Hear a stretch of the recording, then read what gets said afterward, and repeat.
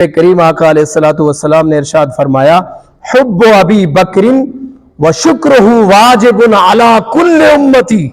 میرے محبوب نے فرمایا، میرے حضرت محبوب مصطفیٰ نے فرمایا ابو بکر سے محبت کرنا اور ان کا شکر ادا کرنا تمام امت پر واجب ہے، تمام امت پر، جس طرح وتر واجب ہے. دیکھیں محبوب مصطفیٰ نے فرمایا میری ہر امت پر، قیامت تک آنے والے شخص پر حضرت ابو بکر صدیق کا شکر بجا لانا واجب ہے. تو پتہ چلا وہ کون سی ہستی ہے حضرت ابو بکر صدیق، جو یار ابھی دیکھیں نا، جو ماشاءاللہ ابھی بھائی ہمارے عبد الرحمن بھائی یہ تازہ دیدار مصطفیٰ کر کے آئے ہیں، سبحان اللہ، عمرہ شریف کریں، ان کے والد صاحب بیٹھے ہیں، وہ منظر دیکھیں آپ. اللہ کرے سب جائیں گے مدینہ طیبہ، حاضری نصیب ہوگی، وہاں جائیں تو صحیح منظر کیسا ہے.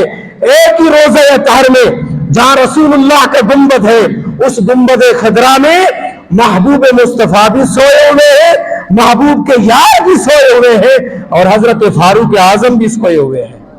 تو یہ شان کم ہے؟ مصطفیٰ کے دونوں یار محبوب کے ساتھ سوئے ہوئے ہیں. یہ شان قیامت تک لوگوں کو بتاتی ہے. جس طرح یہاں روزے میں ساتھ ہے، اس طرح محبوب مصطفیٰ کریم کے ایسے ہی ظاہراً زندہ بھی ساتھ تھے. تو میرے پیارے بھائیوں، میرے خیال میں کوئی گنجائش نہیں رہتی اعتراض کرنے کی، سوال و جواب پوچھنے کی. یہ تو مصطفیٰ کریم نے فیصلہ فرما دیا.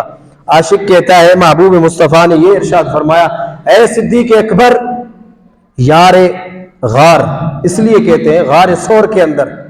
جن حاجیوں نے دیکھا ہے غار ثور کتنی بلند ہے، الحمدللہ اس فقیر کو سفر نصیب ہوا.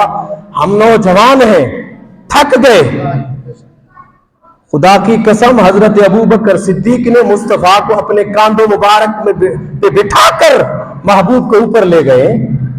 2 گھنٹے کے سفر ہے، لیکن حضرت ابو بکر صدیق سبحان اللہ جذبہ دیکھیں، نبوت کا بار اٹھایا ہے آپ نے، کاندھوں پہ اٹھا کے مصطفیٰ کو اوپر لے گئے ہیں غار ثور کے اندر.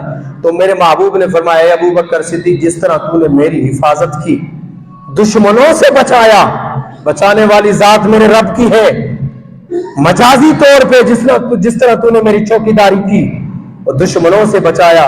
میرے محبوب مصطفیٰ نے فرمایا انشاءاللہ قیامت تک میں بھی تمہیں ایسے دشمنوں سے حفاظت کرتا رہوں گا.